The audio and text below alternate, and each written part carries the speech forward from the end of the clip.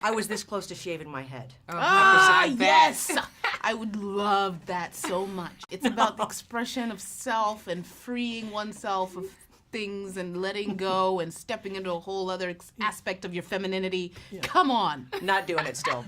But that was persuasive, and I appreciate it. But I did hear that you were the first to do it out of the whole gang. Well, yeah, I mean, because we were there, a few of us were there in the very, very beginning of training, and then the army started to come in, and so they needed to get and of course I had this very, very complicated tattoo on my head, so they had to get a mold of my skull, so they had to come at me first, and they were like, and I was like, really? Now? Already? I thought I had a couple weeks. You said, I think somewhere in a print article, or maybe it was in an interview I watched, that you felt ownership of this. Mm-hmm. I would assume you'd feel ownership of every film, but is that not the case? Well, it's very rare that you get to step into an African character, first of all, but that this is about a world in which this country was never colonized. So it offers an image of what an African nation could have looked like if it had been allowed to self-determine, because and it's beautiful, it's aspirational for the entire world, and it's on a platform like Marvel, so people are going to see this, and it has the potential to really shift popular culture.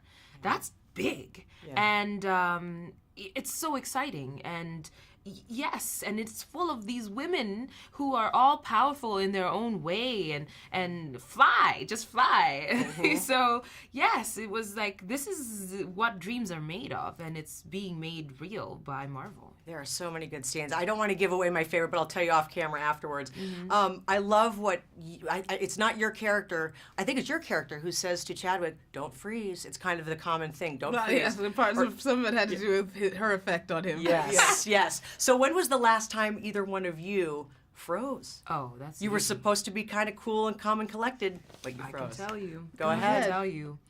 I was getting into an elevator at a hotel, and the doors opened, and Dave Chappelle was standing in there. And I froze. And I got in, and I had this mousy voice. And all we talked about for 13 floors was the weather. Oh my God.